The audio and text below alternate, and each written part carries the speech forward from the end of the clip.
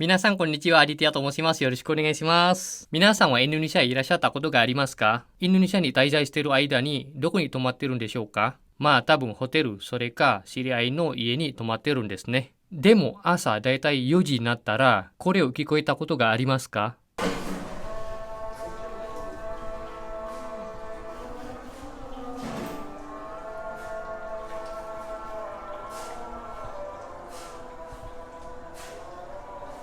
そしてそれを聞こえて起きてしまったことがありますか？毎日ですか？何回もありますか？今回の動画はそれについて話をさせていただきます。よろしくお願いします。まずそれは何でしょう？多分インドネシアいらっしゃったことある皆さんはご存知だと思いますが、まずそれはモスクからの声ですね。それはアザンと言いますが、基本的にお祈りの時間になった時に、モスクはみんなのイスラム教の人たちを、呼んでるというか、知らせてるんですね。皆さんご存知だと思いますけど、イスラム教の人たちは1日5回お祈りしています。まず一番早い時間はスブフと言いますが、だいたい朝4時頃ですね。そしてズフル。ズフルはだいたい昼ですね。12時とか。そしてアサルですね。アサルは多分だいたい3時頃とかですね。そしてマグリブ。マグリブは夕方6時ですね。で、最後にイシャですね。イシャはだいたい夜7時とかですね。時間ははっきり決まってないんですけど、なぜかというと、その太陽を見て決めるんですからね、そのお祈りの時間は。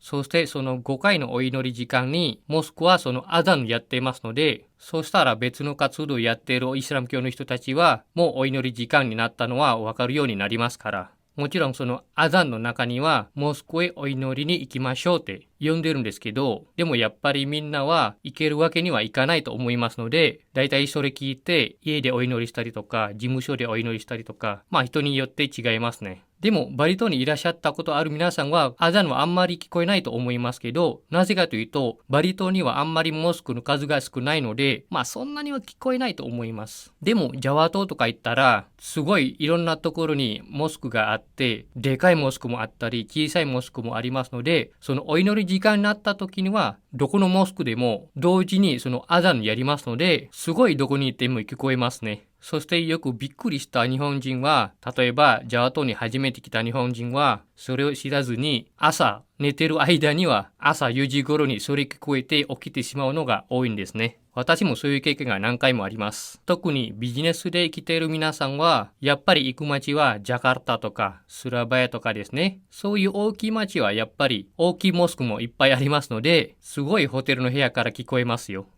解決としては、これはホテルによりますけど、例えばホテルの周りに必ずモスクがありますよね。そのモスクがない方の部屋をリクエストした方がいいと思いますよ。モスクがない方面はないと思いますけど、でも例えばやっぱり一番大きい声でやってるモスクはその大きいモスクですから、大きいモスクはやっぱりスピーカーも大きいですから、声も大きいですね。でも小さいモスクだったらスピーカーが小さいですからあんまり聞こえないんですけど、説明が大変かもしれないですけど、それをリクエストすれば朝寝てる間には起きてしまうことがないかなと思ってるんですけど、一番大変なのはですね、ホテルの部屋から外見たら目の前で一番大きいモスクのスピーカーが部屋に向かっているというのはもう大変ですよ。絶対起きてしまいますから。でもやっぱりもちろんそのアザンの目的はみんなが聞こえるようにしていますから、聞こえない可能性がないというか、必ず聞こえますね、少しでも。で、一番びっくりするのは、多分そのアザンについて知らない人には、それはなんかそのエマーゲンシーとか大変なことが起きてるというお知らせだと思われると、それは困りますね。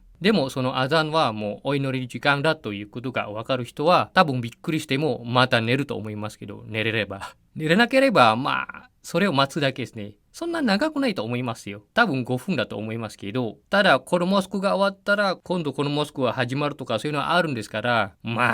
そうですね、15分ぐらいかな。全部が終わるまでには。今まで多分皆さんはホテルの部屋をリクエストするのは、例えばキングベッドとかツインベッドとかスイートルームとかタバコ吸える部屋とかタバコ吸えない部屋とかだけかもしれませんが、これからもその部屋の向き、部屋の方面、一番近くて大きいモスクに向かっているかどうか、それも確認した方がいいと思います。でも慣れてきたら聞こえてもそのまんま寝れると思いますよ。なぜかというと、実はイスラムの人の中でもその朝のアザンの聞こえても逆に起きることができない人たちも多いですから、とりあえずそういうことがあるということを頭の中に入れて理解すればびっくりすることがないかなと思ってるんですけど。皆さんはどんな経験がありますか？やっぱり初めてインドネシア来た時にアザンの聞こえてびっくりしましたか？はい、今回の動画はここで終わりにしたいと思います。また次の動画でよろしくお願いいたします。